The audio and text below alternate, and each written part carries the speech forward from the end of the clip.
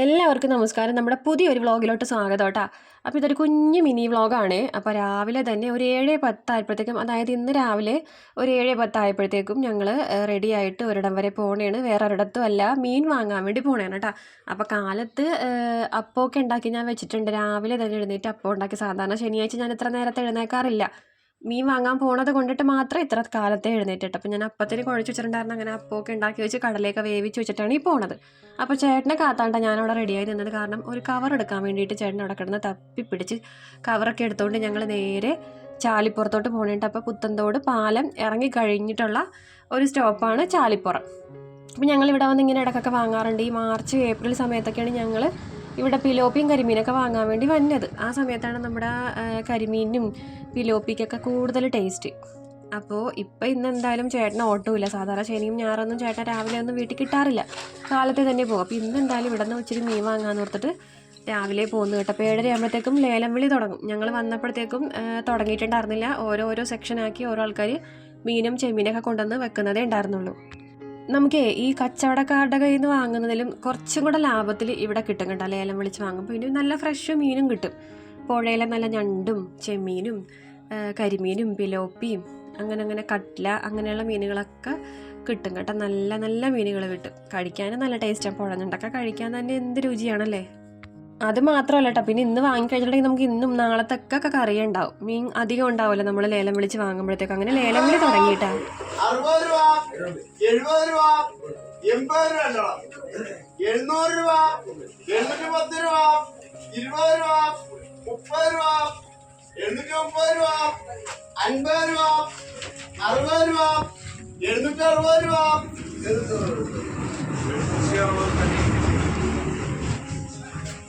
250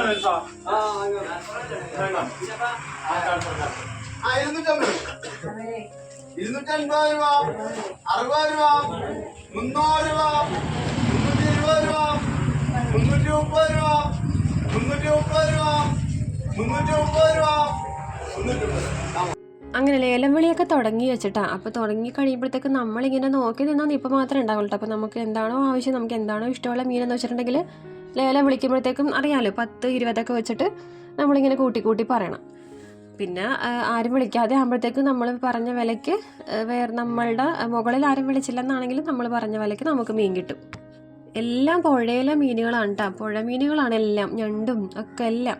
അങ്ങനെ കുറേയൊക്കെ അവിടെ നിന്ന് ലേലം വിളിച്ച് പകുതി ആയപ്പോഴത്തേക്കും ചേട്ടൻ പറഞ്ഞു, വാ നമുക്ക് പോകാം, നമുക്ക് പിന്നെ ഇനി ഒരു ദിവസം വരാം. എനിക്ക് അത്ര വലിയ പിടിച്ചില്ലെന്ന്. കാരണം പിടിച്ചില്ലെന്നല്ല, കരിമീനും തുമ്പച്ചയൊക്കെ ഉണ്ടായി. പക്ഷേ കരിമീനത്തിനൊക്കെ ഇല്ലേ 1500 രൂപയൊക്കെ കൊടുത്തിട്ടാണ് ഓരോരുത്തർ വാങ്ങിയൊക്കെ കൊണ്ടുപോയത് കേട്ടോ.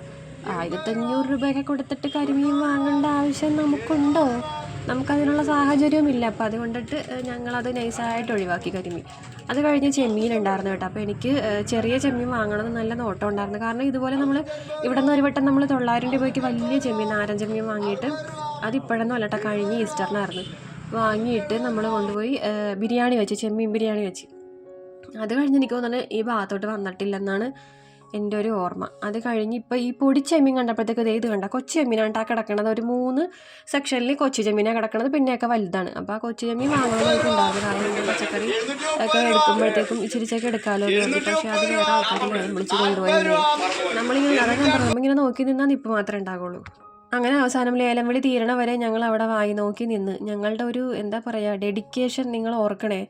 ലേലം വിളിച്ച് തീരണവരെ അവിടെ കാത്തിരുന്ന്. പിന്നെ ഒന്നും നോക്കാൻ വേണ്ടി പോയില്ല കേട്ടോ. നോക്കിയപ്പോൾ തൊട്ടപ്പുറത്ത് ഉണക്കമീനൊക്കെ വെക്കണം പുതിയ കട വന്നേക്കണം. ഞങ്ങൾ ഇപ്പോഴാണ് കാണുന്നത്. ഞാൻ പറഞ്ഞില്ലേ കുറേ നാളെ ഇങ്ങോട്ട് വന്നിട്ടെന്ന്. അപ്പോൾ നോക്കിയപ്പോഴത്തേക്കും ഉണക്കച്ചെമ്മീൻ, ചാള ഉണക്കിയത്, പിന്നെന്താണ് ബ്രാല്, എല്ലാം നല്ല ക്ലീനായിട്ട് വെച്ചേക്കണം. നമുക്ക് കാണുമ്പോൾ തന്നെ കയ്യുമുത്തി വാങ്ങിക്കൊണ്ട് പോകും. കാരണം അത്രയും നല്ല ക്ലീനാക്കി വെച്ചിട്ടുണ്ടായിരുന്നു.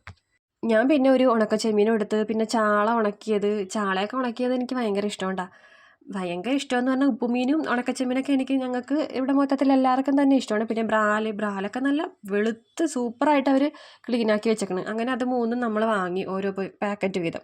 ഞങ്ങളുടെ ഒരു കാര്യം ഓർക്കണേ, പച്ചമീൻ വാങ്ങാൻ വേണ്ടി പോയ ലാസ്റ്റ് ഞങ്ങൾ ഉണക്കമീൻ വാങ്ങി വീട്ടിലോട്ട് പോന്നു. ഞാൻ ഏതോ ഒരു ലോങ് വീഡിയോയിൽ പറഞ്ഞിട്ടുണ്ടെന്ന് തോന്നുന്നു, ഞങ്ങൾ ഈ ഉണക്കച്ചെമ്മീനും ഉപ്പുമീനൊക്കെ പുത്തൻതൊട്ടിക്ക് വന്ന് വാങ്ങാറുണ്ടെന്ന്. പക്ഷേ ഇത് ഇവിടെ എനിക്ക് തോന്നുന്നു പുതിയ കടയാണ് കേട്ടോ. ഇത് നമ്മളിവിടെ നിന്നല്ല വാങ്ങണത്. ആ പാലത്തിന് നമ്മൾ പാലം കയറിയില്ലേ, അതിന് മുൻപായിട്ട് 2 കടയുണ്ട്. അതിലൊരു കടയിൽ നിന്നാണ് ഞങ്ങൾ എപ്പോഴും ഉണക്കച്ചെമ്മീനും നങ്ക്, പിന്നെ അതുപോലെ തന്നെ ഈ പള്ളത്തിക്കുഞ്ഞില്ലേ, പള്ളത്തിക്കുഞ്ഞ് ഉണക്കി അവർ നല്ല വെട്ടി നല്ല മുള്ളും ഇതൊക്കെ എല്ലാം വെട്ടി ക്ലീനാക്കി ചെതമ്പലെല്ലാം കളഞ്ഞ് ക്ലീൻ ചെയ്ത് ഉണക്കിയെടുക്കുന്ന പള്ളത്തിക്കുഞ്ഞ് അതൊക്കെ ഞങ്ങൾ വാങ്ങിക്കൊണ്ട് പോകുമായിരുന്നു ഇവിടെ ഈ ഏരിയയിലോട്ട് വരുന്ന സമയത്ത്. പിന്നെ എന്തായാലും ഇത് വ്ളോഗായിട്ട് എടുക്കാൻ മാത്രമൊന്നും വലിയ കാര്യമൊന്നുമില്ല, കാരണം നമ്മൾ മീൻ വാങ്ങാൻ വേണ്ടി വന്നിട്ട് മീനൊന്നും വാങ്ങിയില്ല. പിന്നെ എന്തായാലും ഞാനിത് എടുത്തു പോയില്ലേ എന്ന് കരുതിയിട്ട് വീഡിയോ ആയിട്ട് അപ്ലോഡ് ചെയ്യണതാണ് കേട്ടോ. പിന്നെ ഞാൻ കരുതി ഈ സ്ഥലങ്ങളൊക്കെ ഒന്നും കാണാത്ത കുറേ പേരൊക്കെ ഉണ്ടാകുമല്ലോ, അപ്പോൾ അവരൊക്കെ ഒന്ന് കണ്ടോട്ടെ എന്ന് കരുതി. കാണാൻ നല്ല ഭംഗിയാണ് കേട്ടോ. മൊത്തം 2 സൈഡും പുഴയെന്നല്ലേ പറയണത്, പുഴയാണോ കായലാണ്, എനിക്ക് തന്നെ തെറ്റിപ്പോണ്. അങ്ങനെ പിന്നെ നമ്മൾ ഉപ്പുമീനൊക്കെ വാങ്ങി അവിടെ നിന്ന് കുറച്ച് വീഡിയോസൊക്കെ എടുത്തിട്ട് നേരെ വീട്ടിലോട്ട് പോരണതാണ്. അപ്പോൾ ഇത് കണ്ണമാലി പള്ളിയാണ് കേട്ടോ. കണ്ണമാലി ഔസേപ്പിതാവിൻ്റെ പള്ളിയാണ്. നമ്മുടെ മാർച്ച് 19 ഇവിടെ നേർച്ച സദ്യയും കാര്യങ്ങളൊക്കെ ഉണ്ടാകും. തീർത്ഥാടന കേന്ദ്രമാണ് കേട്ടോ ഇത് നമ്മുടെ കണ്ണമാലി പള്ളി.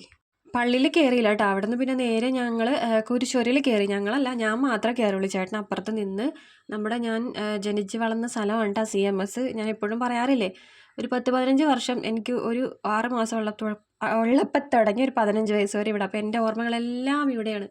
അപ്പോൾ ഇവിടെ വരുമ്പോഴൊക്കെ ഇടയ്ക്കൊക്കെ നമ്മൾ ഈ കുരിശുവര കയറാറുണ്ട് കേട്ടോ. അപ്പോൾ ഇതും ഔസേപ്പിതാവിൻ്റെ കുരിശുവരയാണ്. ഇവിടെയും നേർച്ച സദ്യയും കാര്യങ്ങളൊക്കെ ഉണ്ടാവും കേട്ടോ, എല്ലാ വർഷവും ഉണ്ടാവും.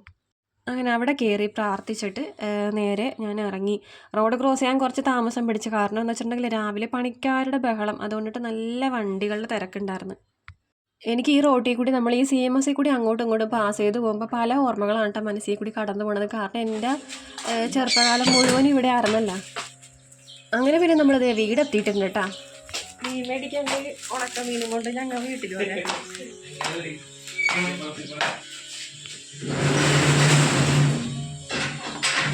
അങ്ങോട്ടേക്ക് പോയപ്പോൾ എന്ത് ഉഷാറായിരുന്നെന്ന് അറിയാമോ? ഇങ്ങോട്ട് വന്നപ്പോൾ ആ ഉഷാറൊക്കെ പോയി തളന്നൊടിഞ്ഞാണ് വന്നത് കേട്ടോ.